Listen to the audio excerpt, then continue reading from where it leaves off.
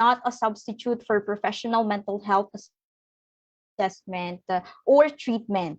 So our intention is of course to increase your self-awareness for you to influence yourself, find the right support, no, and to work towards the life that you are aiming for. Now, some of my questions here would entails nga delving to your experiences. It could be uncomfortable na sometimes to answer, but don't worry.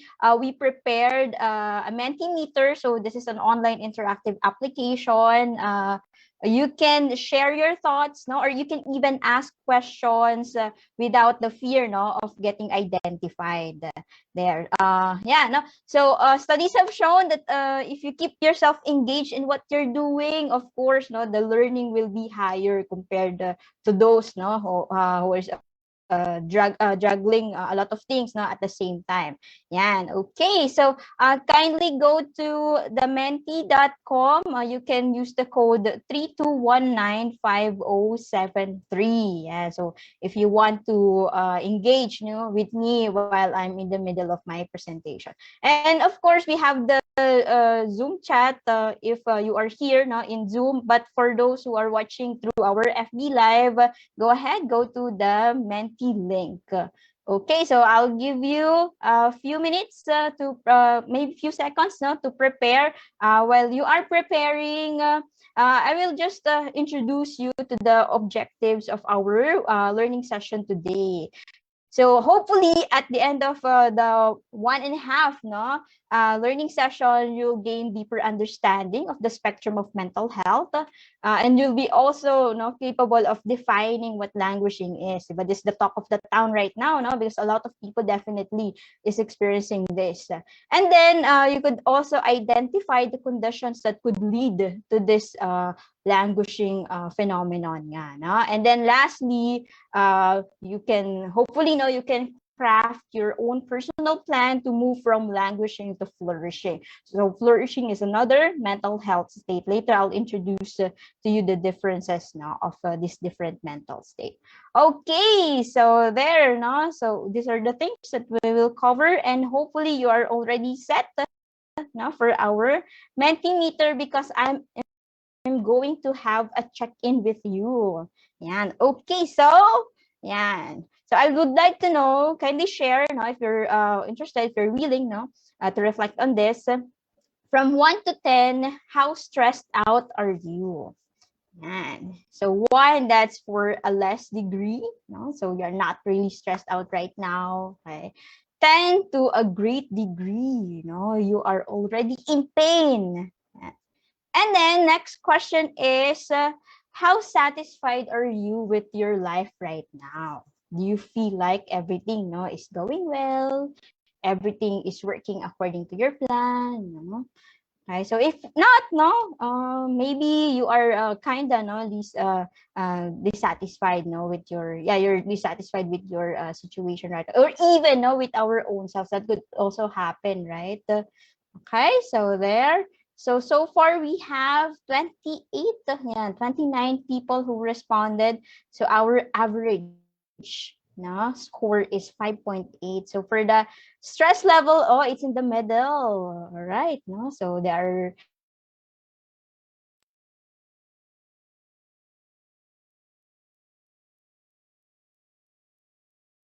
stress. This is the feeling, you think you can do a lot of things, everything is driving you towards the fulfillment of your goal. So that's the good stress. And then of course yung well-known type ng stress, yung something uncomfortable, something that we don't want to experience. That's the distress. Okay, so right now a lot of you are in the middle. Okay, but there are some who rated 8. Okay, so stressed out, maybe sila yung nakwento ko kanina about people who find it difficult to start the week, because Monday could be dragging. Okay, and then of course we have 2 here, nice, they don't feel any stress at all. Okay, sige. Now for those who answered for the second question, how this is a question about satisfaction. Wow. Okay, so it's a lot of you rated this no very high. Okay. So this is a good no number. And then some here in the 2 and 1 yeah, rating. Okay, sige. So thank you for the 61 no people who shared no their status no. For those who are not still here, go ahead no, you can still participate. I have more questions no for you to reflect on, and then later on we'll connect this to our discussion. Okay, so yeah, no. So why is it important for me to check in, no? And why is it important for you from time to time to ask this two questions? Okay, so of course, no, they are both related to our mental health. If we define mental health, so this is according to our Mental Health Act. So this is a state. Take note, no? Our mental health is just a state, no? So it keeps on changing depending on what's happening within you and what's also happening to your external environment. So it's a temporary state in which you realize your own abilities, no, and your potentials. You know your strength, no, you know the people or the environment, no, that can call for this strength. You can cope adequately with the normal stresses of life. Yeah, no. So even though you're dealing with a lot of things, no, at the end of the day, you can still have this sense of relief, and then also the feeling of accomplishments, no, there. And then you can display resiliency in the face of extreme life events. So here, no, uh, this is telling us that it's okay, it's definitely okay, no, if at some point in our life we feel some discomfort, no, we in tipong na-shaken our past coping mechanisms and even the perceptions we have, no, for ourselves, for other people, and yun nga, the world in general. So that's the reality of life. It's just that for most of us, no, nandun yung quick to bounce back, no, to the old state. Or for others, they don't just bounce back, but they grow, no, very well, despite now of this bad experiences. So that's the resiliency, yung immediately, no, bouncing back from the to the previous state. And then the post-traumatic growth for those na who manage to grow despite the adversities. Okay, and then we also have the fourth no criterion, which is you can work productively and fruitfully, and definitely no because you have this optimal state, you can make a positive contribution to the community. Okay, so what can you notice from the definition? Parang there's this picture no na you have to be at your best state, no, because if we think about this different this criteria, no, they all have something to do with our well-being, or that's the positive side of the mental health. If we talk about now mental health, it's a spectrum. So that means there's this good side, and also there's this maladaptive side, no, so we call that yung well-being, and then of course the distress, no, and illness. Now when I ask you the two questions, okay, so first is how stressed out are you right now? That's tapping here, no, so distress part, no, yung illness. Okay, and then when I ask you, no, about your satisfaction in life, so that's for the well-being side.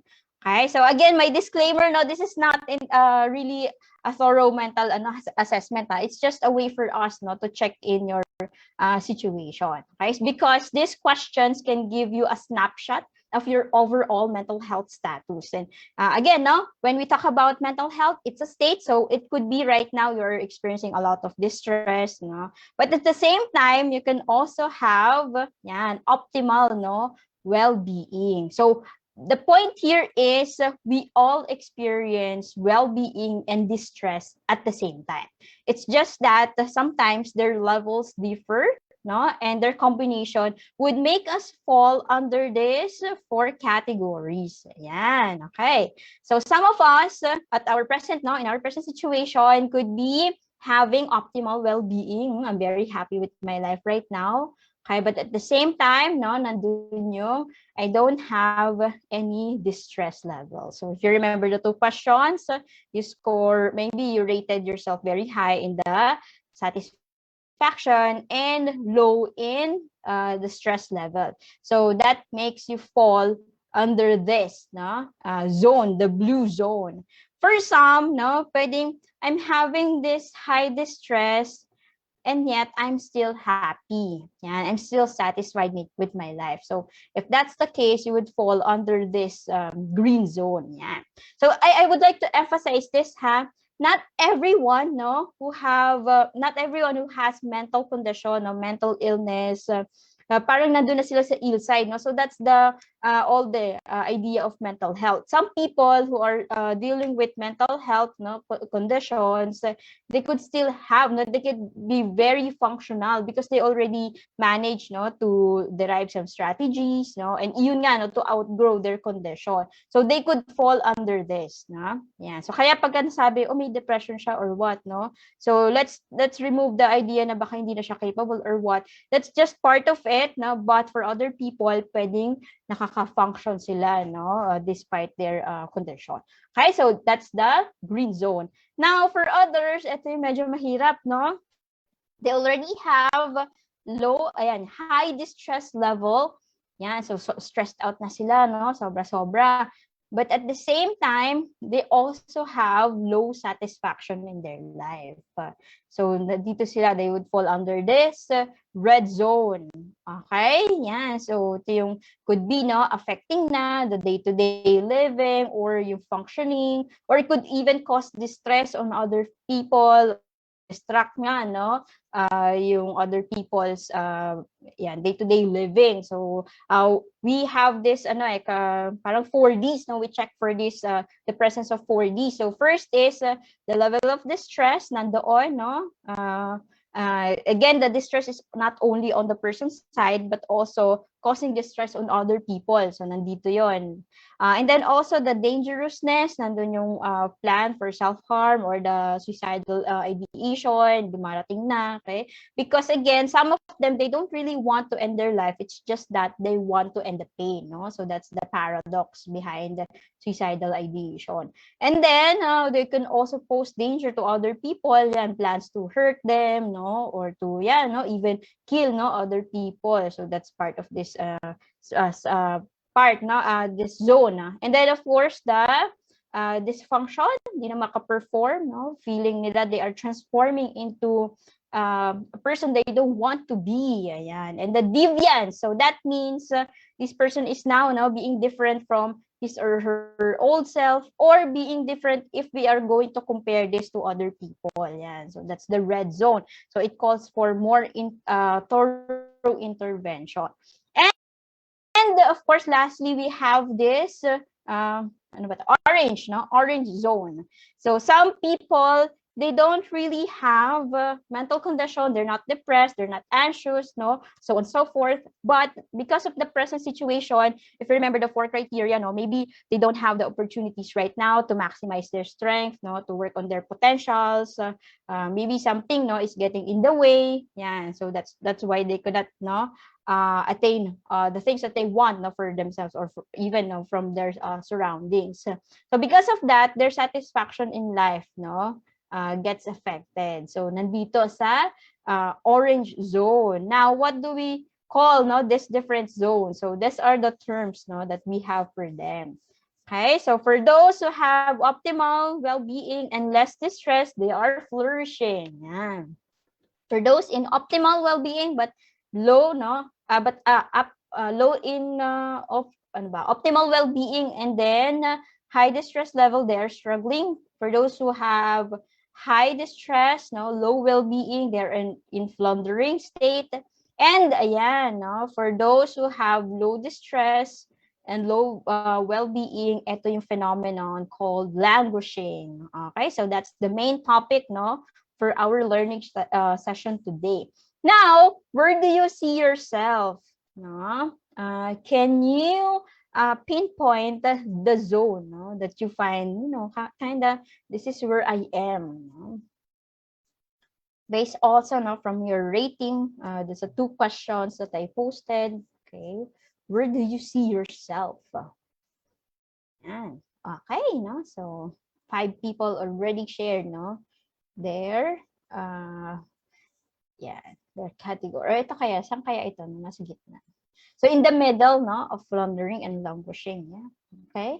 So again, this is a spectrum, no? Even though these are the four categories, at some point, no, in our life, we can really fall in between. Okay, there. So far, what can we see here, no, from their responses? No? Okay, so a lot of your responses cluster here, no, so struggling. Yeah.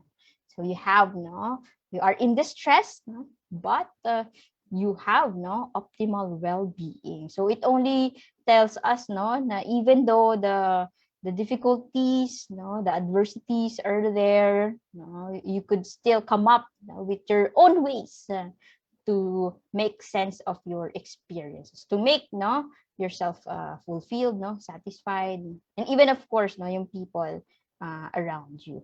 Okay, so from the 62, yeah, responses, so marami ang nagka-cluster sa struggling.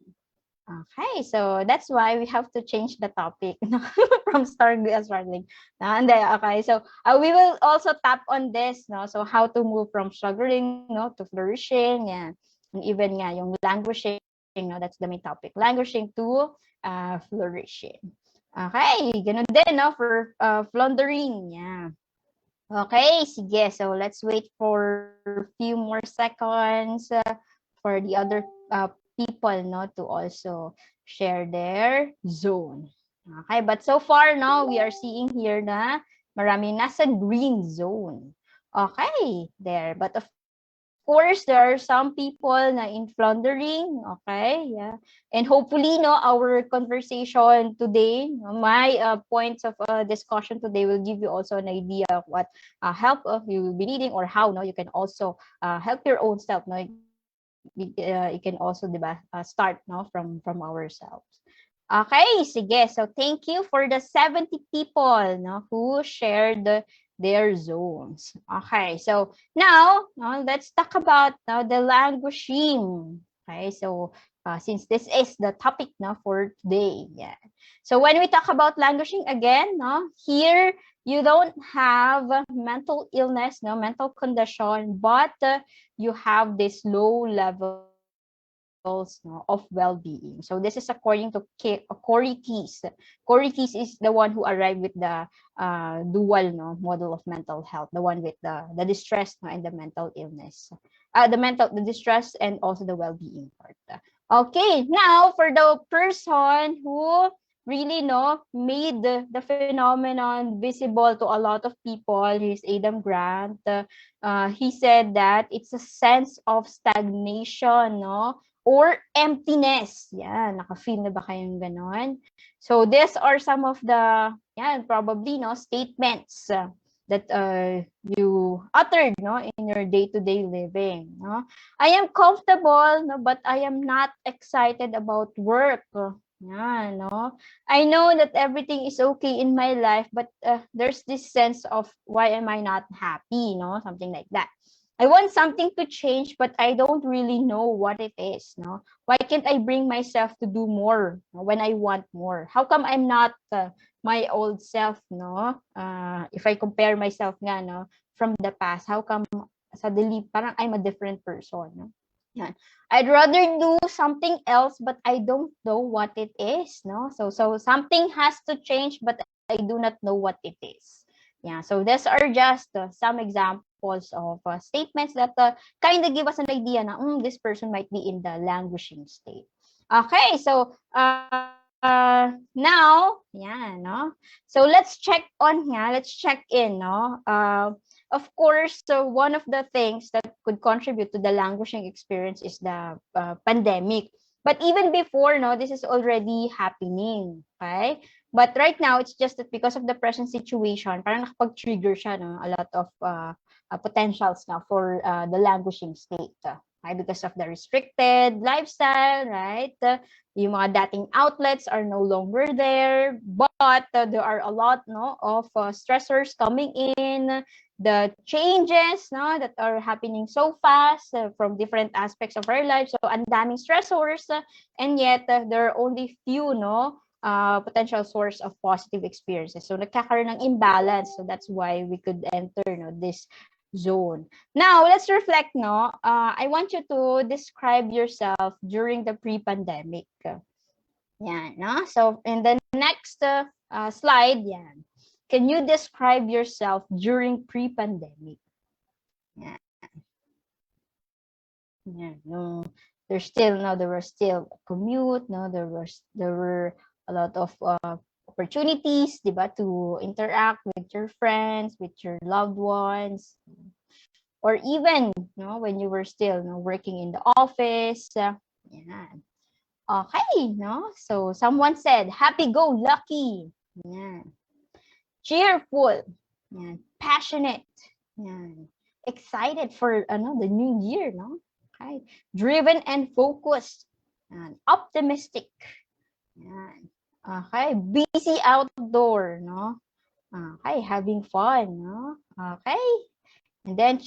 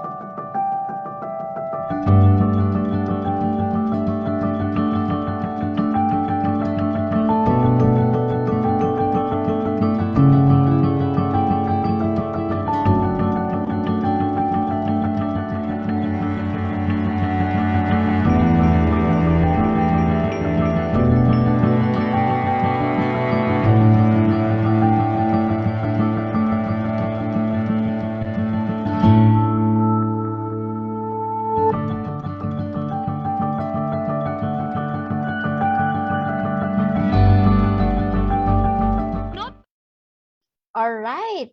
So this is just a quick video clip to emphasize how much we changed after the pandemic started to strike us. All right. So how about this one? No? since you mentioned that this were your no, this is how you viewed yourself in the past. Now, how about no, your reactions for what happened to us, no? How did this different no series of no, unfortunate events for some, no, and for others they experienced good things, diba, despite the pandemic. How do you think the situation no changed you? So describe yourself right now.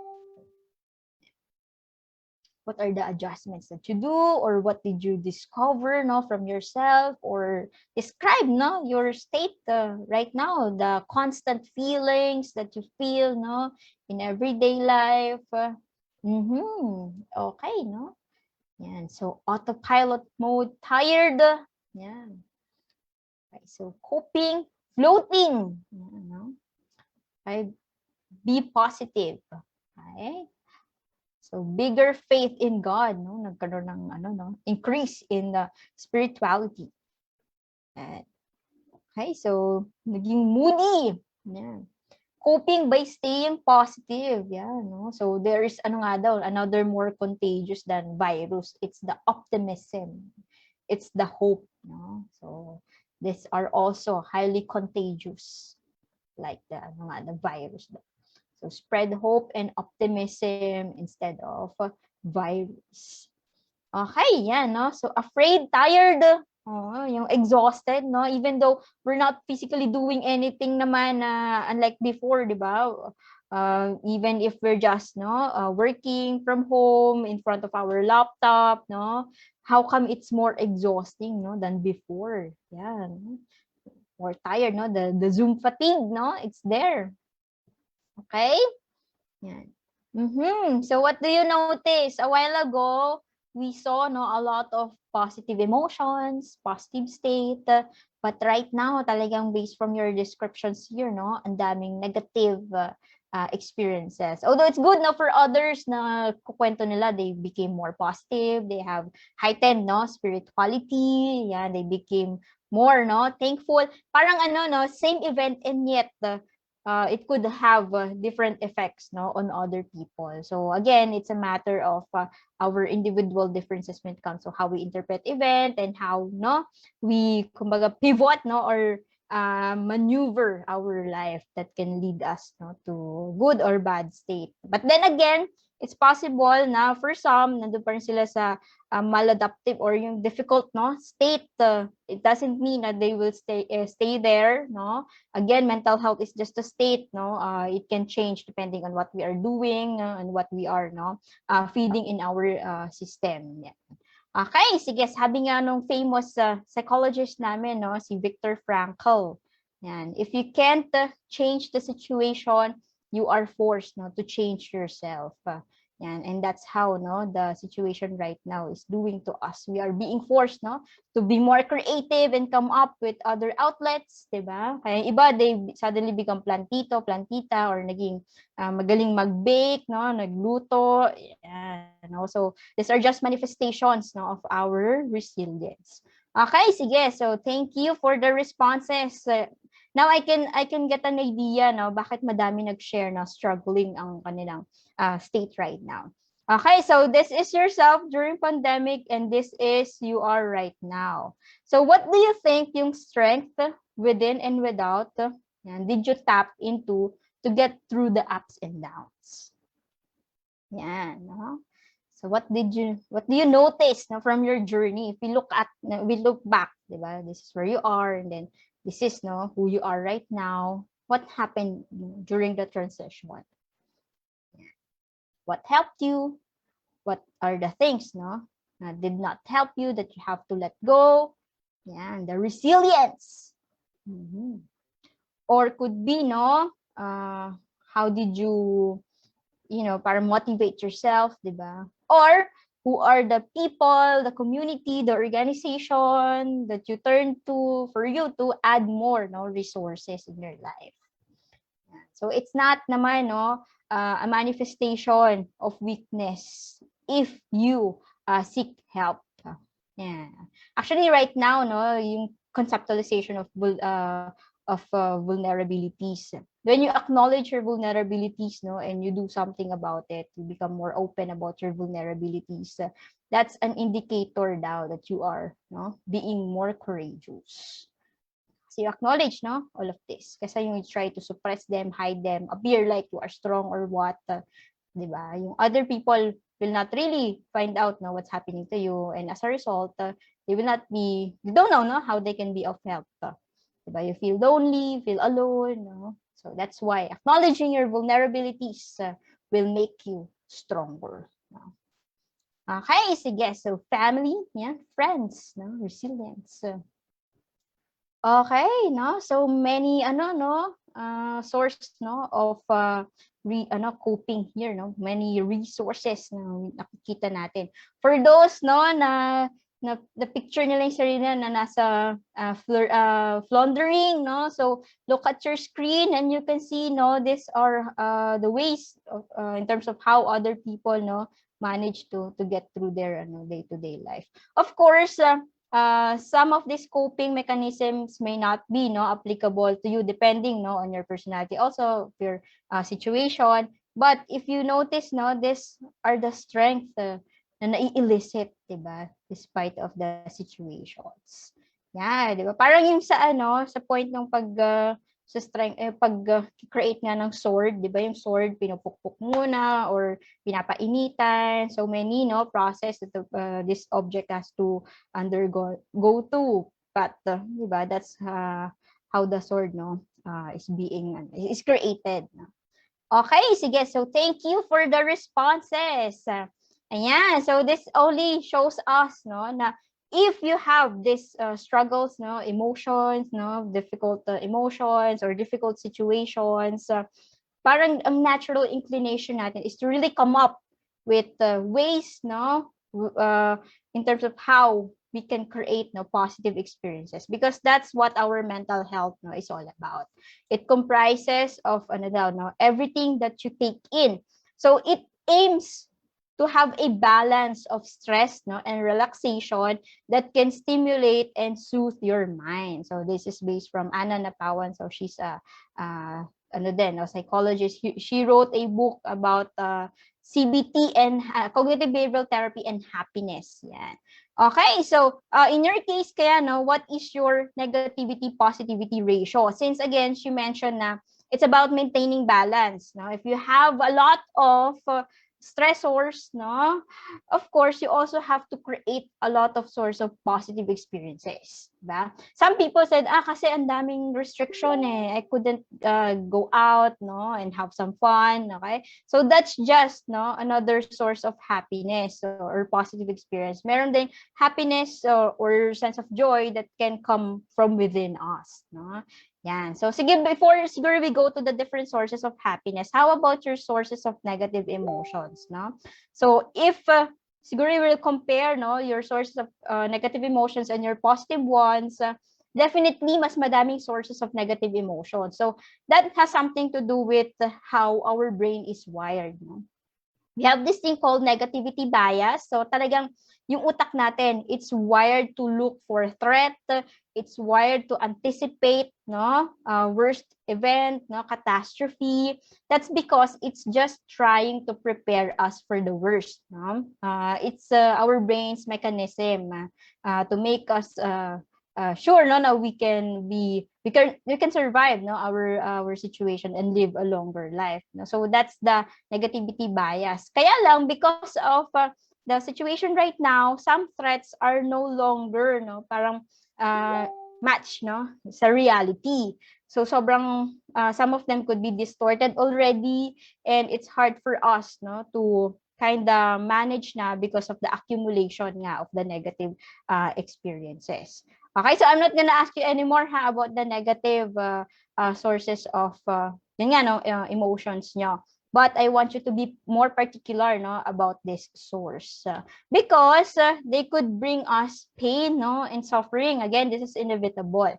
But pain is inevitable, suffering is not. So what I mean by that? By suffering, we can suffer, Yeah, we can suffer, but it's a different thing if we are suffering, no, with meaning. So these are the possible sources of our positive emotions. So we have the hedonic happiness and eudaimonic happiness. So the combination of this can improve our well-being. But for other people, nasa stuck sila, no, sa hedonic happiness only. So what do I mean by hedonic happiness? So ito yung things or objects, or it could be people also, no, that we turn to, na they can assure us, no, immediate gratification, no, immediate satisfaction, no, in life, or immediate relief from the pain. Para silang pleasurable, but in the long run they could have, no, bigger and larger consequences. So example, the vices, di ba, vices can also give us this sense of happiness, no,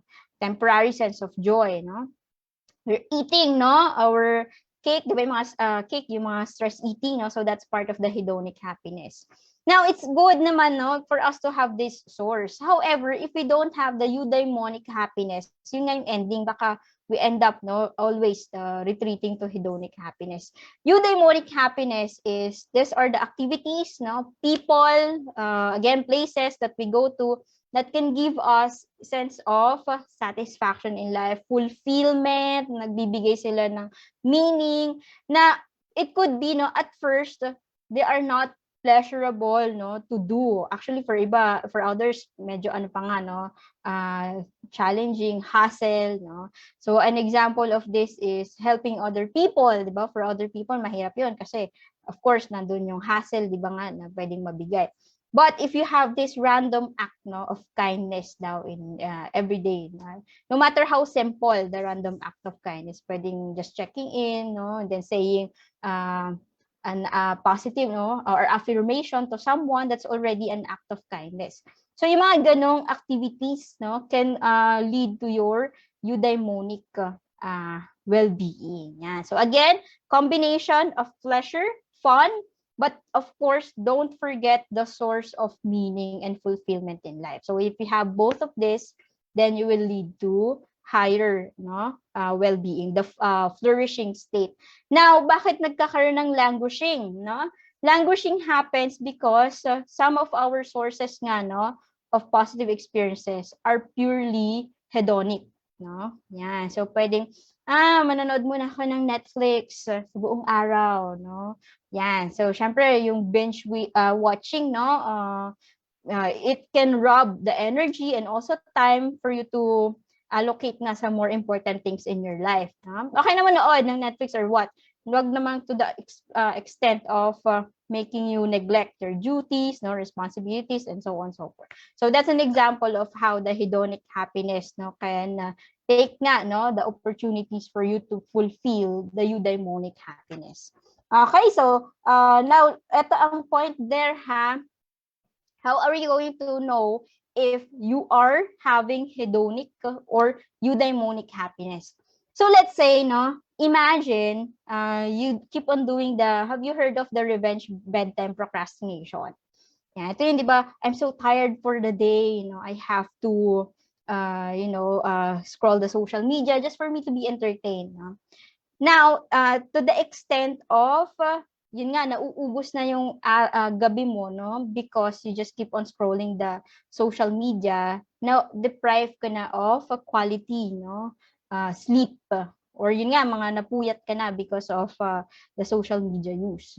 So that's an example of the revenge bedtime procrastination. Now, imagine if you keep on doing that for a year, are you going to this path? No? So it means, no, if you keep on doing that every day for 365 days, no, can it contribute to your personal development, no, or for the improvement of your relationship with other people, no, of your situation? Yan. So ito yung pwedeng mapakita sa'yo na, oh, maybe that's a eudaimonic happiness. But if it will only worsen your situation right now, then baka nandoon ka, no, sa hedonic happiness. Yan, no? Okay, so ano pang difference nila? Yan. So in definition, hedonic happiness can be achieved through experiences of pleasure and enjoyment. Eudaimonic can be achieved through experiences of meaning and purpose. Again, the key there is to balance the two. and to use these sources to balance nga yung sources of negative experiences because of our negativity bias. Okay, so saan tayo kukuha ng sources of eudaimonic, no, happiness? Kasi the hedonic happiness is easily accessible, di ba? Like yan, no, the vices nga, no, the stress eating, no, or so on so forth. The sources of our eudaimonic happiness can be obtained through the different, no, aspects of our life. So sige nga, I want you to rate your satisfaction in the following areas. Yeah. Okay, so if no, you were to evaluate how much you fulfill this different aspect of your life. Yan, your finances, how are you there? Your personal development, your relationship with other people. Yan. Okay, so family, okay, work, friends and social life, spirituality, health and fitness. Okay. So far, family, no? Family yung mataas yung satisfaction in life. Okay. 8.1, no? 8.1. And then the lowest so far is health and fitness. Yeah, again, because of the sedentary lifestyle and then the prolonged, no, work duration. Parang puro work, work, work. And because of work, work, work, we end up being more exhausted. Because we're exhausted, we find a lot of excuses for not exercising or for not eating healthy diets, diba? Kaya ano gagawa natin?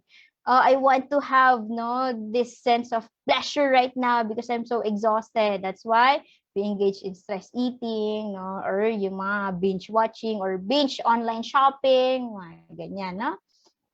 Okay, that's why, it could affect our health and fitness.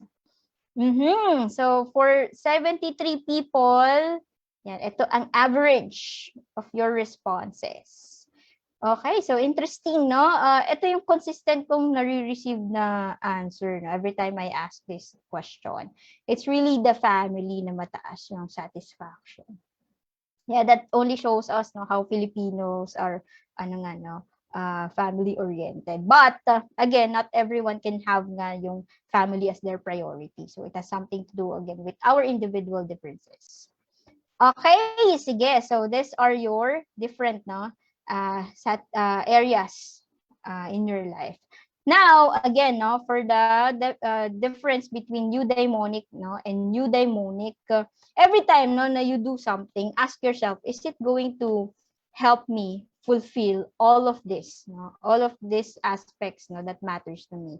Or I'm just going to do this because I want pleasure, I want to have some sense of I'm having fun, but they may not be about the fulfillment of all of this. Diba? So that's how you can ask yourself, is this just a eudaimonic or eudaimonic? Because every time you do something that can be related to the improvement of these different areas of your life, then it could contribute nga to your eudaimonic happiness. Example, yung work, diba? Work is of course very difficult for a lot of us. But iba yung I want to work just for the sake of not being punished. I want to work because this is how I can provide my family's needs, diba? So the goal there is oriented towards the fulfillment of what really matters to you. That's why instead of having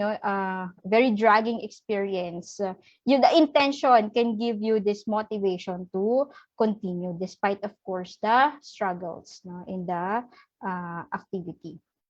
Okay, so there, thank you for the responses.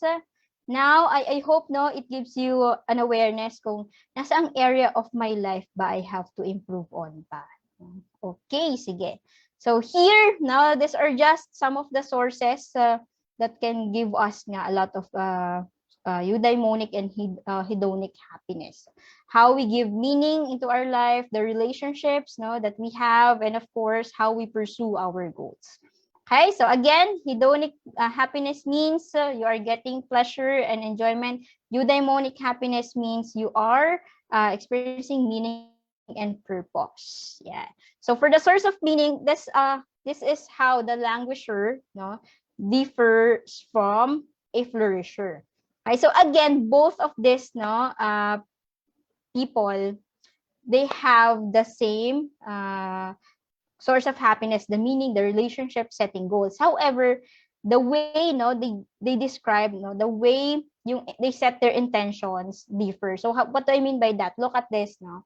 For languisher, this is how they look at the relationship. I need to connect with other people because it could fulfill my needs. Yan, like it could give me sense of identity, sense of support, no, so on and so forth. Again, because there's something about them, no, na right now hindi pa na-handle yung pain, the discomfort, so that they need additional resource, no? Parang gano'n siya. However, the danger here, pagka hindi na fulfill nga, no, yung lacking from within, baka maging dependent na on other people, no, the relationship. Now, if you look at the flourisher and how they put meaning in their relationship, yung relationship for them are reasons for them to share their positive experiences. They are source of joy, no? And the nature of the relationship could be reciprocal, no? Mas nandoon yung culture of giving. Yan, no? For languisher, again, I have some needs right now that I have to get now from this person. Okay? So this is based from the study of Weising, no, and colleagues. Yan. This is how they come up, no, with from the voluminous nga, no, of data coming from their participants. This is how they saw the differences when it comes to how languisher and flourishers, no, put meaning in their lives. Now, how about for the religion? Yan, no? So for the religion, languisher looks at religion as sense of comfort, no, and support. But for flourisher, it gives them this sense of coherence. No, it gives them the explanation, the reason, no, that why they are doing what they are doing right now. For work, languishers put meaning in terms of this is something that can help me fulfill my basic needs.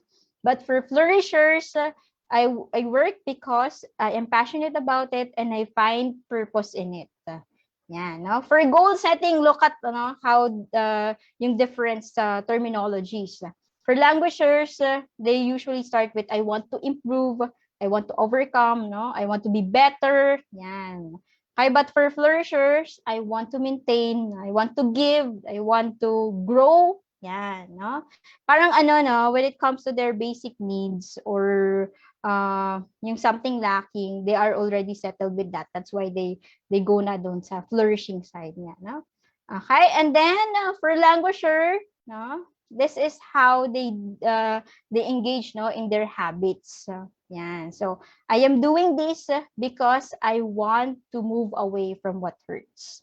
Versus for flourisher, I am doing this because I want, no, to fulfill what matters to me. So remember the hedonic and eudaimonic, no? Usually talaga for languishers, nagpupursue sila ng mga hedonic happiness. For flourishers, eudaimonic. So like this one, how do we move nga from languishing to flourishing? Okay, sige. So this is how we do it. So for goal setting, I will finish my tasks on time to avoid being punished. Versus for flourisher, I will finish my tasks on time because I want to be seen as a reliable person. So if you notice, same action, no, they will both finish their tasks on time. However, look at the intention. Diba? For the languisher, they want to avoid, no, the pain. But for languisher, they want, no, the sense of meaning, the sense of fulfillment. No? Okay, so that's how they differ. Again, so how do we move? So sige nga, these are some no, this is just a sample script, no, for you to form healthy habits to improve your well-being. So start with I will, start to blank, what is the habit that you want to form. Yan. 2, diminish, lessen, prevent what is hurting you so that you can increase what are the things that you value in life. Okay, so an example, I want to to be productive, no, at work. I want to wake up early. Yan. to lessen the chances na hindi ako makapag-submit in time so that I can see myself as parang industrious, self-disciplined person, and at the same time I can get the promotion that I want. I can improve my skill set. So that's how you combine the eudaimonic and of course the hedonic happiness. Be particular to what hurt kaya ang you want to run away from, but anchor yourself with what can make me fulfilled para you don't just pursue the other path, yung hedonic happiness. Okay, sige. So, like this one, I'll read this to you, but this is your assignment. Feel all the things, feel the hard things, the inexplicable things, the things that makes you disavow humanity's capacity for redemption. Feel the maddening paradoxes, feel overwhelmed, crazy, feel uncertain, feel angry, feel afraid, feel powerless, feel frozen, and then focus. Yeah, so pick up your pen, pick up your paintbrush, pick up your damn chin, put your two calloused hands on the turntables, in the clay, on the strings, get behind that camera, look for that pinprick of light, look for the truth, and yes, it is a thing, it still exists. The fierce urgency of now. Reveal how shattered we are, how incapable of being repaired, but don't lament the break. Nothing new would be built if things were never broken. Now, a wise man once said, there's a crack in everything, and that's how the light gets in. So get after that light. That is your assignment. Okay, so sige nga, make a pact to yourself. So again, my script, the script is like this one. I will start to blank to lessen the hurt so that you can improve what matters to you. So sige nga, make a pact to yourself. I'll give you a few seconds to reflect on this. Yeah. I will let the light in so that what pain do you want to what pain do you want to minimize? Okay, so I'll flash it again. I will start to blank. What's the habit that you want to form? So that what's the hurt that you have right now? Okay, that you want. You have this urge to run away from. Yeah, so that what are the things that matter to you so that you can fulfill the satisfaction to this. So yeah, so what's the pact for this? I will let the light in, Okay, so I assume this is something to do with being more open to optimism, catching yourself every time you are thinking in a negative way. Yeah. I will start to lessen the workplace chismis. Okay? So what is the hurt there, Why do you have to lessen the workplace chismis? Yan, to diminish, 'di ba minsan nakaka-ano din yan ng bad reputation, chismosa yan, huwag ka magsabi dyan, So to diminish the potential nga of establishing bad reputation so that what's the value that you want to fulfill? So that I can have a more harmonious relationship with my workmates. Yan, So isa, I will start to manage my time to prevent procrastination so I can finish my task earlier. Okay. Yan. I commit myself to a world that works and not must be a victim of my circumstances. Wow, The sense of ownership, Ganda nun, di ba? Yan. Kasi if we end up just projecting to other people the bad things, to other things, to external things na nangyayari sa atin. Halimbawa, siya kasi ganyan. Because my workplace is like this. Because my situation is like this one. We will really get overwhelmed with so many things because we are focusing too much the things beyond our control. So yung energy natin for sense of hope, courage, nawawala kasi napupuno ng feeling of overwhelmed, feeling helpless. No? There. So, ang ganda nung may sense of ownership. No? Yan. I will start to lessen entertaining negativity. Okay, yan. So, what could be the hurt there na makaka-diminish? Yan. So, we will start entertaining negativity. Yan. To lessen the discomfort, Kasi nga, whenever we keep on thinking about the negative things, so we end up ruminating So, that's the bad side, of overthinking, yung rumination. So, that means you just get fixated sa bad things that happen to you, paikot-ikot ka na doon. And every time you think about negative things, of course, they will also harbor a lot of negative emotions. And negative emotions can exhaust your energy. Kaya you end up being depleted, Wala ka ng energy, motivation, to pursue what really matters to you. Okay, sige. And then I will start journaling. This is nice, no? To prevent me from invalidating my negative emotions. Yan. Or you can also start the journaling, but this time not naman about the ranting, that's another form of journaling yung nagra-rant. But this time, every time you say the negative experiences, you also add, what can I get from these experiences, diba?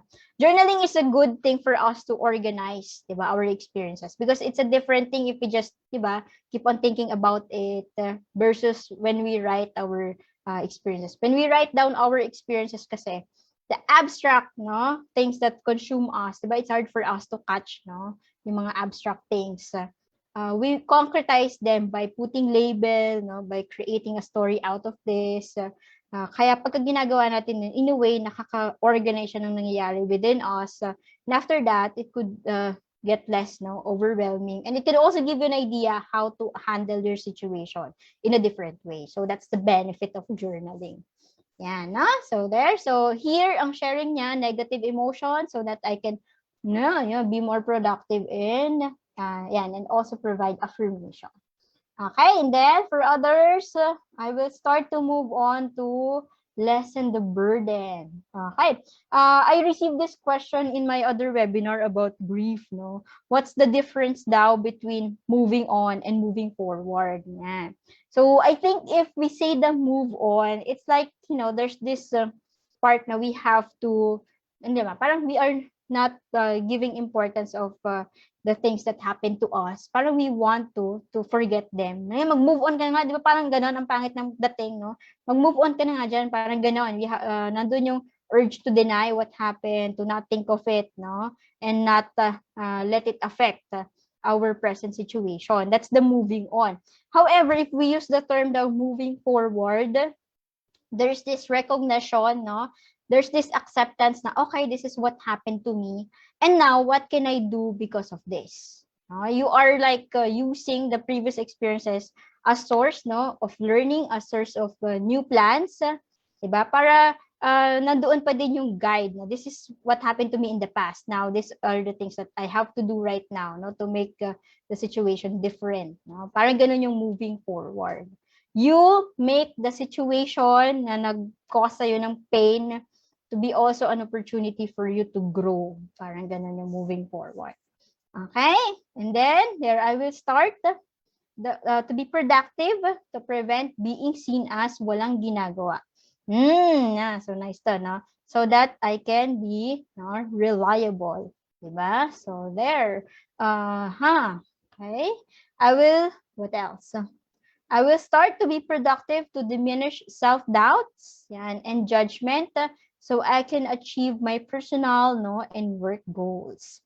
So I think this is the the tricky thing about being passive, or yun nga we have this sedentary lifestyle or inactive yung ating lifestyle. Nandun yung urge to pursue a lot of sources of hedonic happiness, di ba? Kaya tayo nagiging couch potato or that's why we just have this urge to keep on sleeping, again, temporary, no, source of happiness to the extent na nagiging escape mechanism na siya, di ba?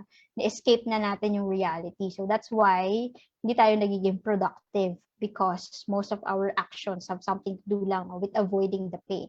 But if, no, in the meantime, medyo mahirap nga, no, yung to start a healthy habit. Yan. If you manage, no, to get through the initial discomfort, the thing about healthier habits kasi, kabaligtaran siya eh. Parang you have to suffer first the pain of discipline, but in the long run nga, nandun yung fruit, no, of your labor. And the journey, di ba, that could make the experience more fulfilling. No? Parang yan yung path toward building healthier habit.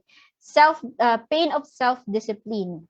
Pero kapag you pursue the path, no, yung sa bad habit, that's the pain of regret. Diba? So, in the long run, naisip mo, bakit ko ba kasi ito ginawa eh? Wala pala siyang magandang nadulot sa akin. Yan. So, pipili ka lang doon. Do you want the pain of discipline but can guarantee you a longer, no, and more stable source of happiness? Or you want to pursue the path of yung building bad habits na merong pain of regret in the long run, no? Yan siya. Okay, sige. Other reflections. I will start to open myself to opportunities to diminish my fear so I can grow more and explore more. Ang ganda nito, no? Okay, no? So why is that? Yung comfort, it has something to do with our comfort zone, no? Yan. So, but the thing about human nature, ayaw niya na nagiging stagnant tayo. Ang weird, no? Ayaw ng nature natin to feel stagnant, but every time we experience, no, changes, uncomfortable din siya. Yeah. So this is part of reaching yung growth zone. So at first nandun yung comfort zone. Yeah, that's why it's tempting to stay there. However, pag papaalis ka na nga, no, parang mafe-feel mo there's something wrong with what's happening right now. Nandun yung sense of dissatisfaction. That's why I want you to consider, a while ago, I asked you to rate the satisfaction in your life, di ba? Hindi naman masama kung dissatisfied ka. It's just an indicator na there's something about that aspect of your life that you want to change. Yan, no? So again, if you're dissatisfied, but that's the comfort zone already, eventually it will be a very uncomfortable, no, comfort zone. And every time you want, no, to get out of it, the fear is there, no, the fear of unknown, the fear of uncertainty, talagang mapuput ka, no, matitempt ka to just pursue the path na towards hedonic happiness.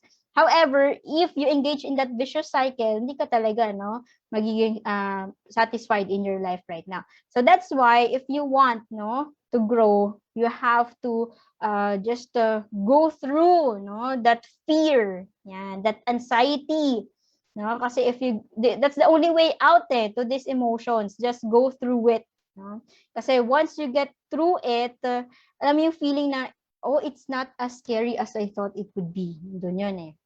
Okay? At the end of the day, no, ito lang pala siya. Nandoon yung revelation na it could also challenge your initial assumption, no, yung ina-expect mo about the event. And then it could also give you this sense of, yun nga, no, parang accomplishment, yung sense of being more proud, no, for what you did. That's why nagbe-build yung self-confidence. So that's the cure to fear. And if you cure that fear, it will lead nga to more confident, no, and bolder version of you. Yeah, no. So again, remember, no, the discomfort, no, of self-discipline versus discomfort of regret. So it also has something to do when we approach yung fear. Okay, sige, what else? Yeah. So I will start to exercise, pray more, read more, rest more, read more, my Bible, be more positive in my thought, life, and attitude. I will start my day with prayers to have a positive day so that I can function very well. Yeah, no, and a lot of studies, no, have shown that yung praying, it's also a form of mindfulness. It will It can make your mind calmer, and it can also lose yung association to negative experiences, to negative thoughts and emotions, because you are throwing them out there and trusting the higher being. Parang it can also give you yung feeling na I have to let go of this, and this is just the thing that I have to focus on. Yeah, so that's the benefit of prayers. And of course, in praying also, di ba, nandun yung we could feel grateful for a lot of things that happened to us. And again, that's a source of positive experience. Okay, and then I will diminish my time in TikTok. Ayan, to be more productive to work. Ayan. I promise to listen to yung needs nga niya. I will start to take things one day at a time, to stop panicking about things so I can have a worry-free life. So this is nice. Remember the graph that I showed you a while ago? Sorry. Okay. Yung path na pataas, that's the color blue path, and then the path na pababa. If you do things, the good things consistently for 365 days. So ganun yung development that you can attain, di ba? So no matter how simple the task is, the point there is the consistency. Because once you keep the ball rolling nga, andyan na yan, pabilis na yan, pabilis eventually. So take one thing at a time. One day at yan. Okay, so what else? Wow, ang ganda ng mga responses nyo, no?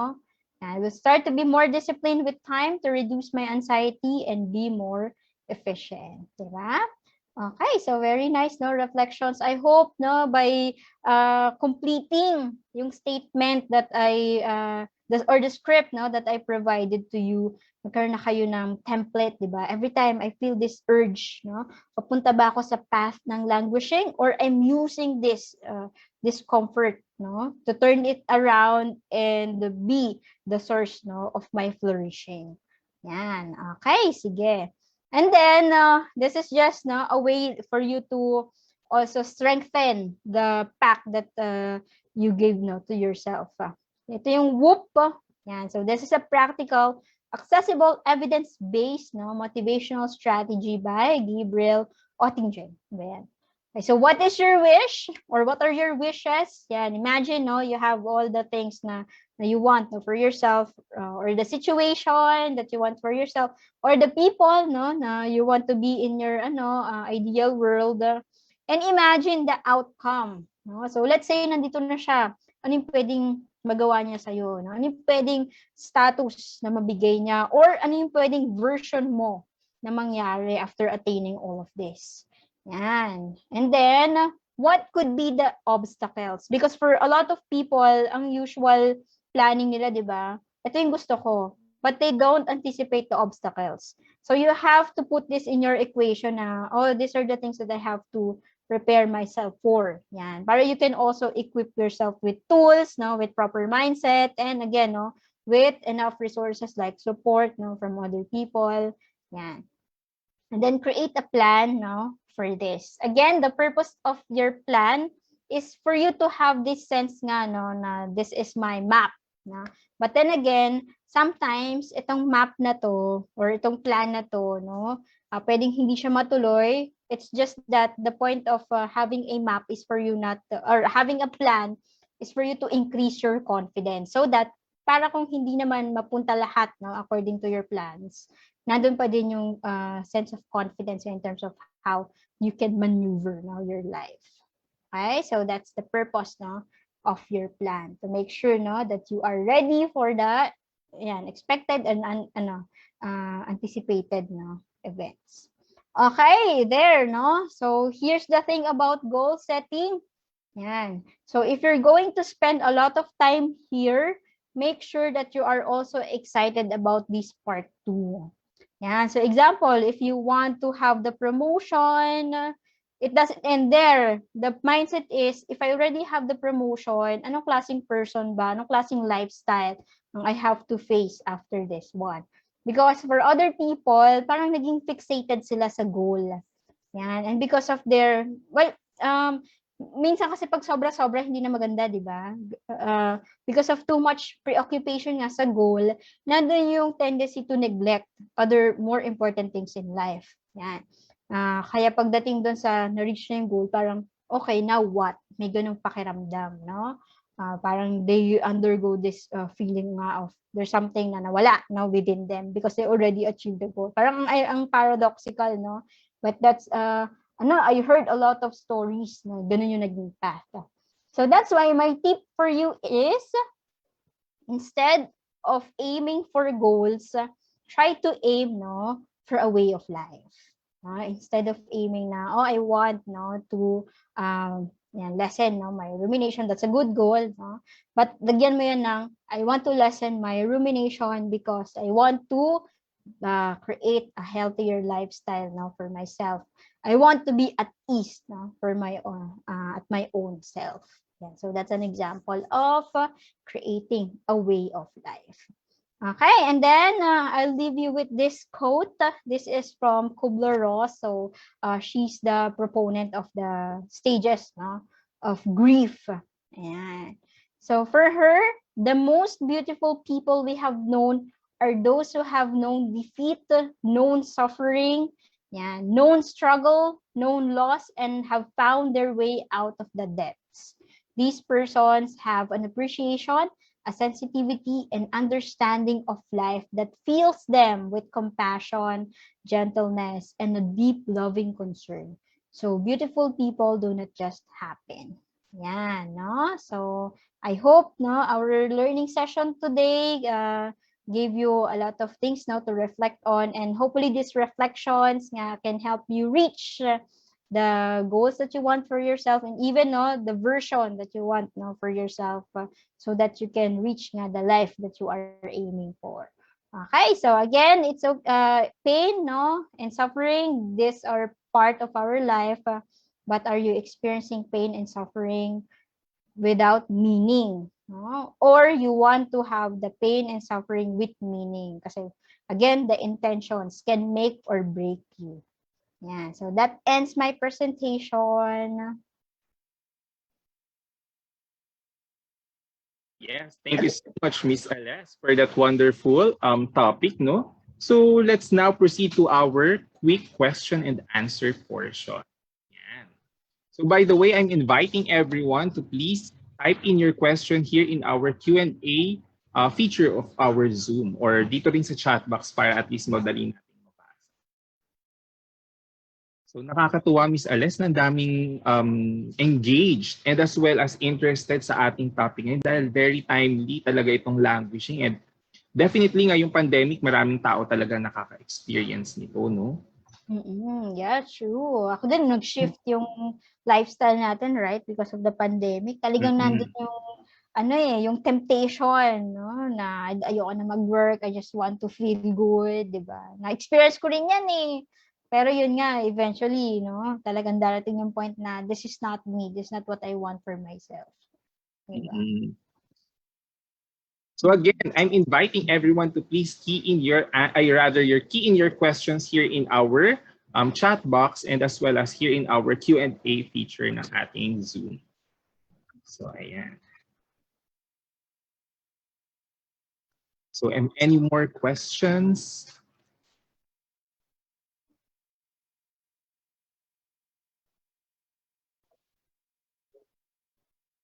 So yan, dami din responses, Ms. Ales, na positive responses here in our chat. So yan, they are very thankful and grateful for having this fruitful and insightful webinar. Yeah, and in fairness, Jomar, no, I also have to thank them kasi diba, they were very participative, diba? The Mentimeter, no, could show us their responses. And ganda talaga ng mga insights nila, diba? Yes. Okay. So let's pa tayo ng konting time for their questions. Okay. Jomar, in the Q&A, merong pumasok. Yan. Ay, ayan. So yan, may question tayo here in our Q&A, Ms. Ales. So in a workplace, how do we in the management can help our languishing employees? Ay, wait, saan yan? Akala ko yung nasa Sa screenshot. Q&A. Mm-mm. Wait, parang ikaw lang nakakita, Jomer. Dito misala sa feature ng Zoom yon. Yung nag-question. Kasi oo. Okay, sige, go. Can you read it again? So again, the question is, in a workplace, how do we in the management can help our languishing employees? Okay, no? Mm-mm. So very ano to, no? Interesting. Siguro it will also help us if we identify first. Remember the spectrum, no, of mental health. May sources of distress, and then there are also sources of well-being. I think I noticed this, no, among other organizations. They focus too much on providing intervention. Mag-webinar tayo or stress ka, sige, webinar ka. Ganon.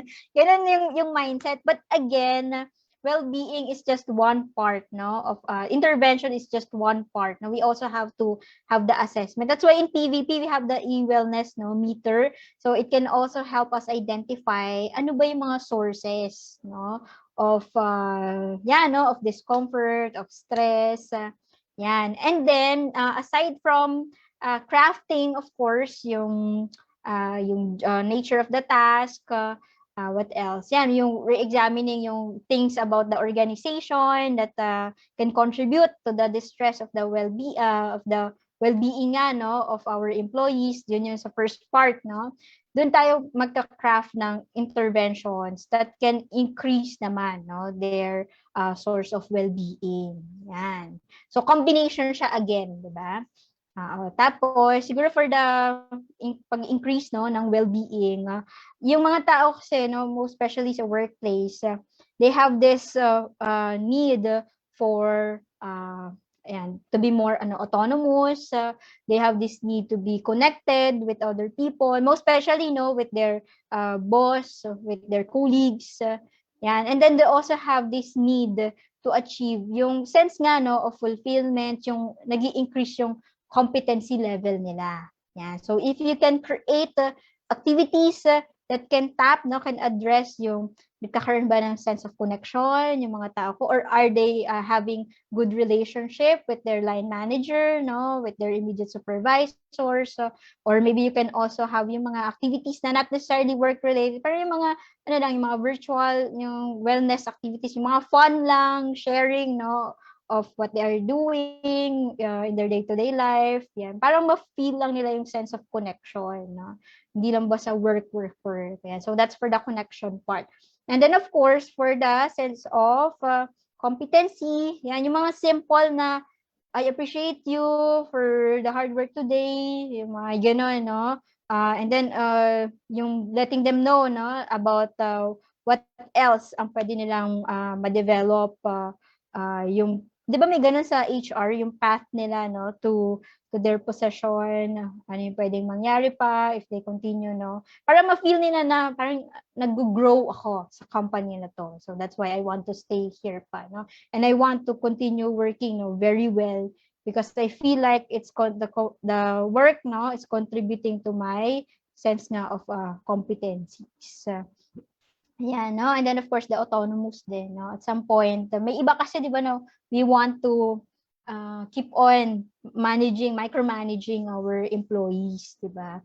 Siguro yung mga we also have to check in kumusta ba kung paano tayo mag follow up ng tasks, no? Doon na ba tayo sa nafi-feel nila na may supervisor, no, or may immediate boss, parang wala siyang confidence sa akin kasi lagi na lang ako nag check in or what, no? So again, autonomy, and then sense of relatedness, and also the opportunities, no, for the employees to have this sense of competencies at work and in what they're doing. Ayun. Yes, thank you so much for that answer, Miss Ales. So also din pala, Miss Ales, sa ating mga nanonood or nakasubaybay sa ating Facebook Live, you can send your questions po through our comment section. May mag-a-assist po sa inyo or may mag-send po ng questions para at least mabasa namin. So next question, Miss Ales, here in your mentee, how do we deal with rumination po, especially if it comes from a friend tapos nagkukwento but every time laging problems po pero iba-iba? Okay, oo. Naku, ginawa ka ng counselor, no? Ng friend mo, yan, oo. It makes sense, no? Because every time we get overwhelmed, the mindset, yan, parang utak natin, it's all over the place. 'Di ba? So, may problem dito and then suddenly nagjo-jump, no, to this and iba-iba na, no? Someone mentioned a while ago the journaling. So, journaling is another way nga to organize, no, our experience. So, siguro if this is about conversation, how are you going to be that person who could organize the experience, no, nitong taong to? Yan. So, mahirap naman kasi minsan ganito yung nangyayari, no? Every time the person rants, maybe hindi tayo conscious about it, but how we create that space, pwedeng nagbo-bolster nga ng rumination. Yan. So, example, yung tipong gumagatong tayo, o nga, bakit naman kasi ganyan yan? May mga ganun, no? Ba't naman kasi ganyan ginawa sa'yo? Or bakit kasi ganyan yung nangyari? Yan, no? So, sometimes just validating their experience. So, oh, okay, because of all of this, I can sense, no, how stressful yung situation is and why you are, no, becoming that way. Ito, ang ginagamit namin to, no, sa therapy, we have this acronym, think, no, THINK. This is a way to reframe the thinking, no, of a person. So let's say kapag nag-share siya, no, again, some of our perceptions about the problem may not be accurate, no. So every time nag-share siya, ask yourself, no, this person, from 1 to 100, how true, that's the first acronym, how true itong nangyayari sa'yo, no? Pag sinabi niya 80% or 100% true, ask the person, do you have evidence for this, no? Yan. Okay, so that's for letter T. And minsan nasasabi niya na, oo nga, no, parang wala, parang hindi nag-make sense nga yung nakikita kong interpretation, no? Yan. So, and then kapag ka nandun pa din, kasi ganyan yung thing about rumination, talaga nag-stick yan eh. So, punta kayo sa letter H, no? That stands for helpful, no? Is thinking about this helpful for you? Okay? Or every time, no, na you think about this, ano yung nabibigay niyang tulong sa'yo? Yan. Yung iba kasi, okay, it makes me kasi think about the possible things to do. Then ask, no, okay, so from all of these thoughts, kaya ano yung nakita mo ng plan, no, to execute. Kapag ka wala, then sinabi niya na, oo nga, hindi siya helpful. Yan. So that means na nag-work, no, yung reframing. And then, if let's say, nandun pa din makulit pa rin yung utak niya, nag-ruminate pa din, no? Punta ka naman sa I, no? Is this inspiring you? Yan. Every time you think of this, does it inspire you? Or meron siyang opposite effect on you? Yan. So that's the I. And then yung N, is it necessary for you to think of this right now? Is it necessary for you to act, no, on this right now? Yan. Ano pa ba? K is thinking of this kind, no? Are you being kind to yourself every time you entertain this thought? Or are you being kind to other people kapag ka naiisip mo siya about them?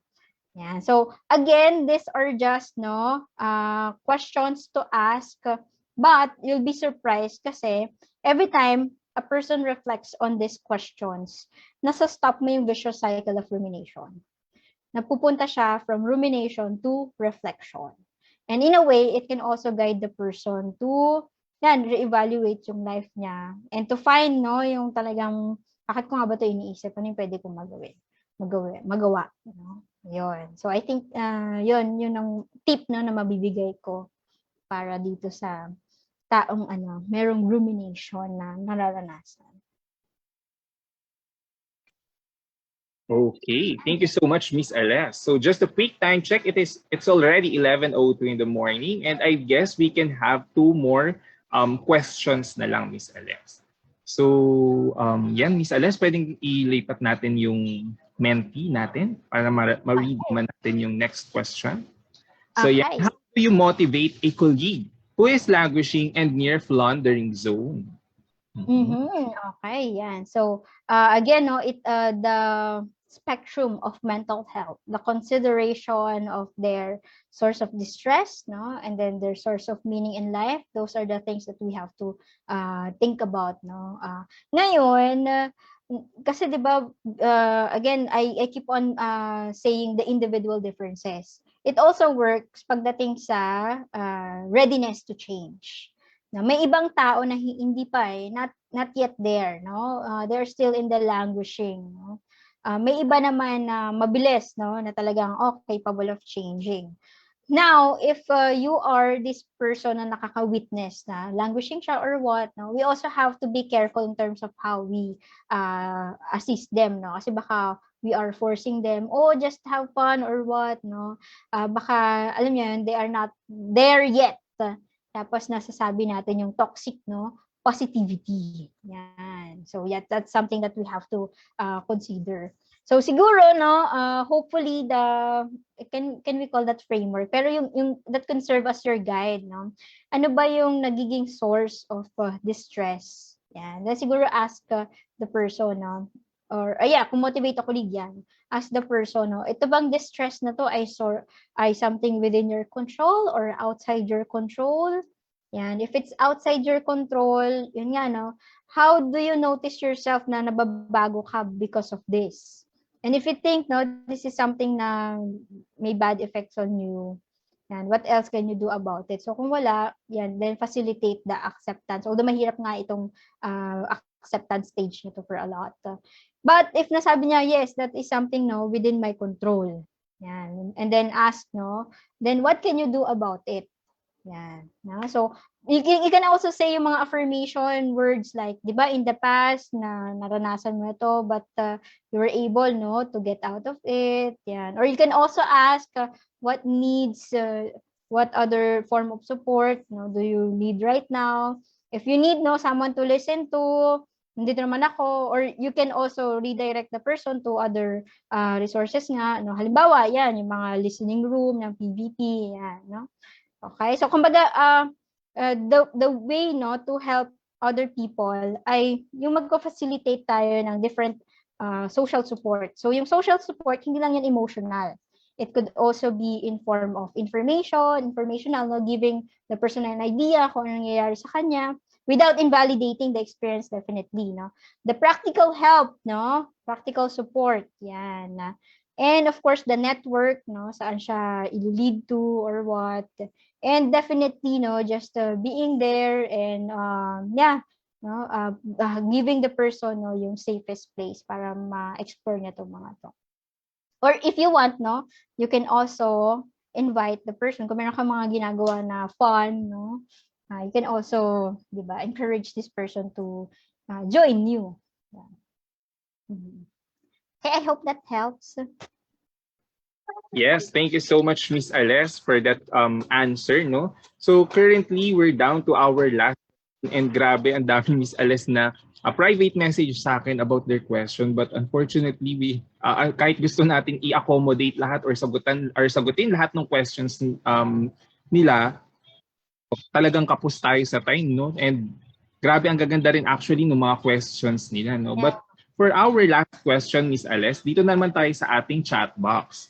So dito sabi, how would we know if we already need to consult a medical or a doctor regarding mental health and not just because of this pandemic and current situation? Okay, no? So, ito siguro, Mary Grace to, no? Kasi the thing about consulting mental health professionals, parang ang sinasabi, you have to be in the extreme, no? Zone na for you to ask for help. Actually, kahit nando ka pa lang sa, I just want, no, some check-in or I just want an opinion from a professional standpoint, pero you're doing very well naman in your life, no? Pwede ka, no, mag-consult, no? Wala naman tayong sinasabi na, pagka functioning ka naman very well, wag kang magpa-consult or what, no? So, you can consult, no, anytime. It's just that for other people, pagka nandun na sila sa red zone, dun lang nila yung nakikita yung relevance of seeking, no, professional help. So, tawag namin dun intervention na, no? If, let's say, no, nandoon yung, paano ko masabi kung kailangan ko na ng intervention? Remember the 4Ds that I mentioned a while ago? If nandun yung distress, dysfunction, deviance, no? Ibang-iba ka na from who you were in the past. And then, ano yung sabi ko isa? Dysfunction, distress, dangerousness, no? So you're causing danger na on yourself, yung self-harm, or yung na-jeopardize mo na yung lifestyle mo or what, no? So these are the indicators, no? Na you really need, no, to consult mental health to professional. But then again, no, from time to time, pwede naman, no, check in ka lang, no? Pwede din yun just for you to have an idea in terms of how you will capitalize pa on your existing strength, no? Yan. Okay, sige.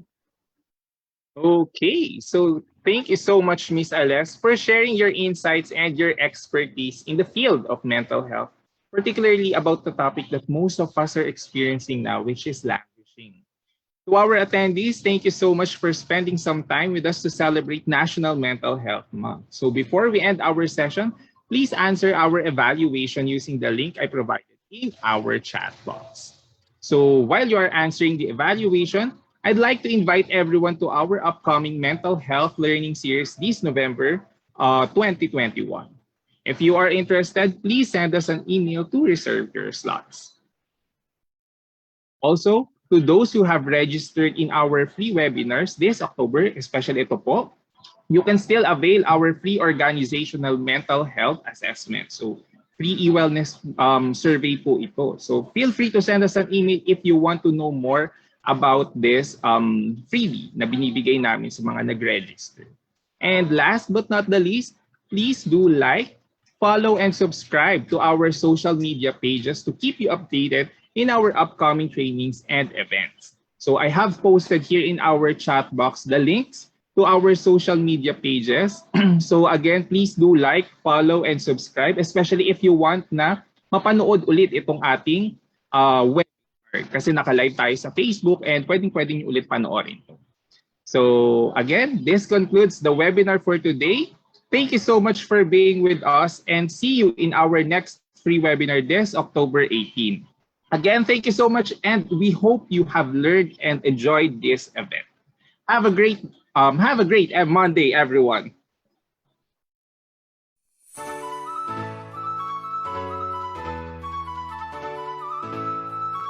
We are an Inside Solutions and Training Company,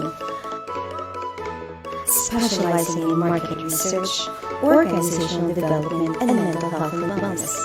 We use emerging scientific methodologies to uncover the subconscious mind motivations. We give you right data and deep data to help you navigate towards intelligent decisions.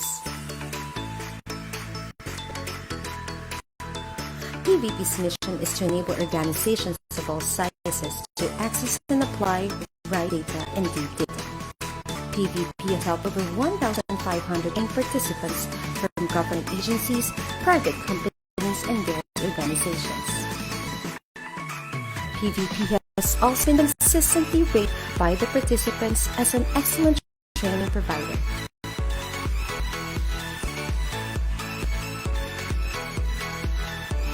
We are the premier valued partner of companies who embrace data-driven research as inherent and necessary in achieving organizational sustainability and growth.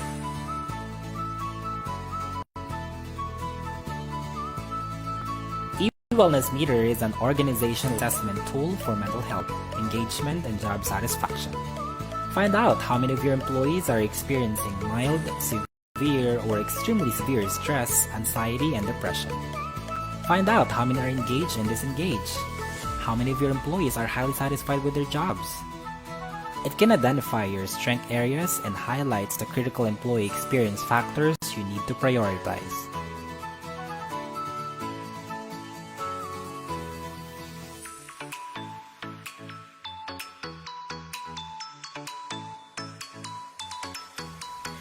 PVP invites you to our upcoming trainings.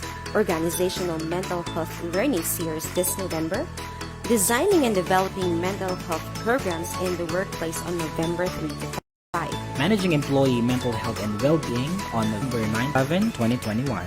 Mental Health First Aid on November 16 to 17, 2021. Mental Health Peer Support Training for Employees on November 23 to 25, 2021. Masterclass on HR Analytics on October 5, 6, 12, and 13. Customer Analytics Practical Tools and Techniques October 26 to 28. Data visualization using Power BI on December 1 to 3, 2021.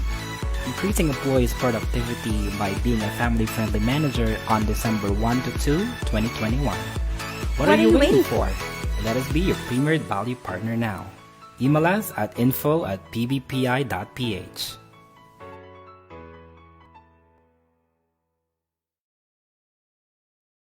Hello. I am Jomar. I am your mental health advocate. I am here to discuss PVP's online counseling platform. What is PVP's listening room? PVP's listening room is your company's direct access to a mental health professional who can help you if you feel you need someone to talk to or consult about your mental health. We have registered counselors, psychologists and a psychiatrist. It is an online mental counseling platform done through voice or video conferencing. Simply by emailing PVP, you can easily schedule your counseling sessions. A company can engage PVP's listening room to make seeking professional help available for everyone, remove the stigma in seeking professional help employees deal with the personal and work stressor. Let us not be afraid to ask for help. Remember, there is no health without mental health.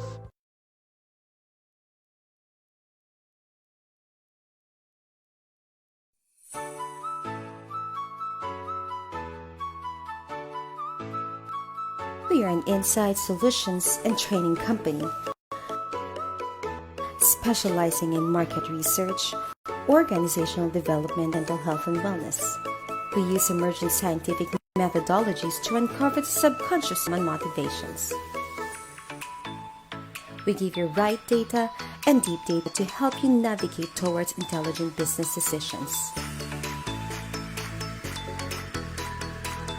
PVP's mission is to enable organizations of all sizes to access and apply right data and deep data. PVP has helped over 1,500 training participants from government agencies, private companies, and various organizations. PVP has also been consistently rated by the participants as an excellent training provider.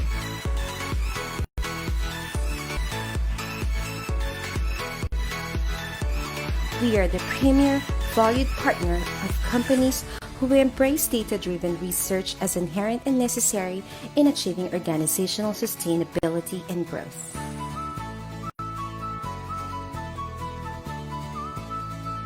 eWellness Meter is an organizational assessment tool for mental health, engagement, and job satisfaction. Find out how many of your employees are experiencing mild, severe, or extremely severe stress, anxiety, and depression. Find out how many are engaged and disengaged. How many of your employees are highly satisfied with their jobs? It can identify your strength areas and highlights the critical employee experience factors you need to prioritize.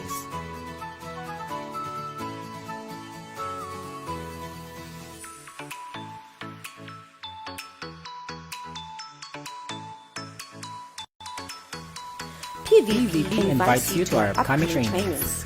Organizational Mental Health Learning Series this November, Designing and Developing Mental Health Programs in the Workplace on November 3 to 5. Managing Employee Mental and Well-Being on November 9 to 11, 2021.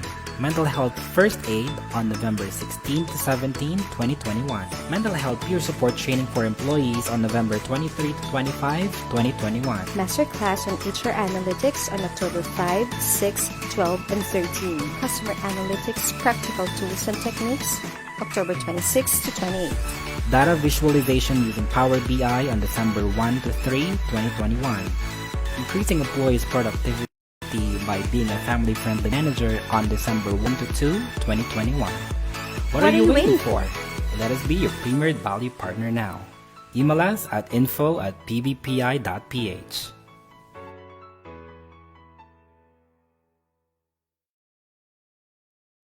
Hello. I am Jomar. I am your mental health advocate. I am here to discuss PVP's online counseling platform. What is PVP's listening room?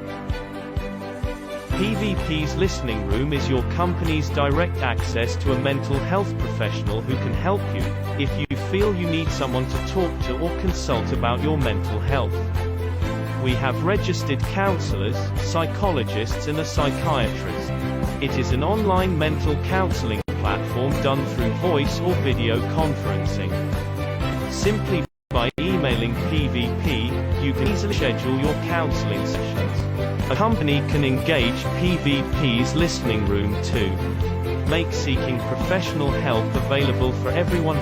Remove the stigma in seeking professional help. Help employees deal with the personal and work stressor. Let us not be afraid to ask for help. Remember, there is no health without mental health.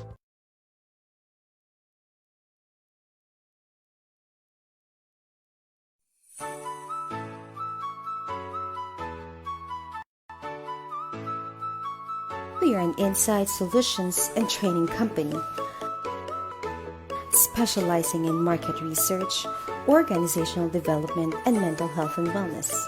We use emerging scientific methodologies to uncover the subconscious human motivations. We give you right data and data to help you navigate towards intelligent business decisions. PVP's mission is to enable organizations of all sizes to access and apply right data and deep data.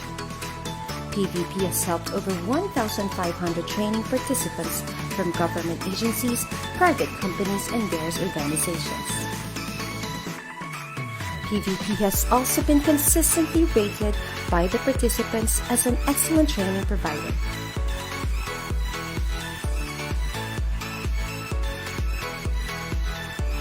We are the premier, valued partner of companies who embrace data-driven research as inherent and necessary in achieving organizational sustainability and growth.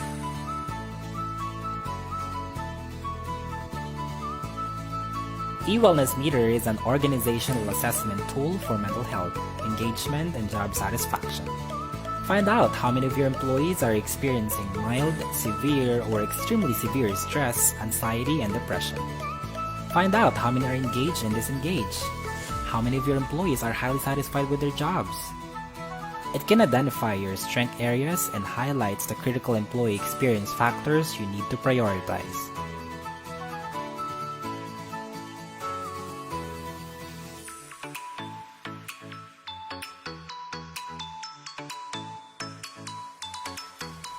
PVP invites you to our upcoming trainings. Organizational Mental Health Learning Series this November, Designing and Developing Mental Health Programs in the Workplace on November 3 to 5. Managing Employee Mental Health and Well-Being on November 9 to 11, 2021. Mental Health First Aid on November 16 to 17, 2021. Mental Health Peer Support Training for Employees on November 23 to 25, 2021. Masterclass on HR Analytics on October 5, 6, 12, and 13. Customer Analytics Practical Tools and Techniques, October 26 to 28. Data Visualization using Power BI on December 1 to 3, 2021. Increasing employees' productivity by being a family-friendly manager on December 1 to 2, 2021. What are you waiting for? Let us be your premier value partner now. Email us at info@pbpi.ph.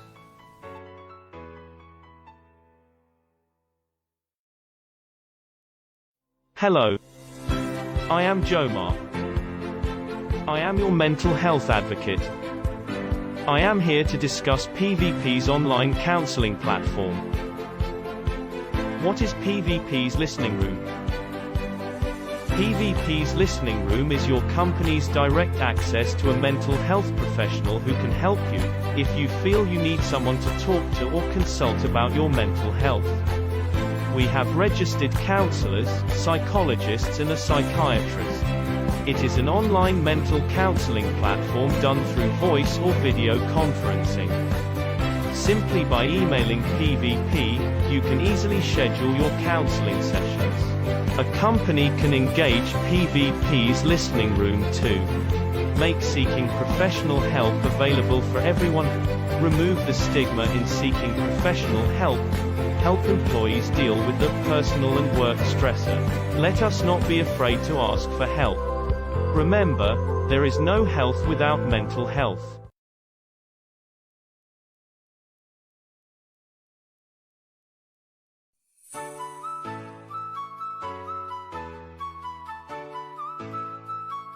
We are an insight solutions and training company specializing in market research, organization,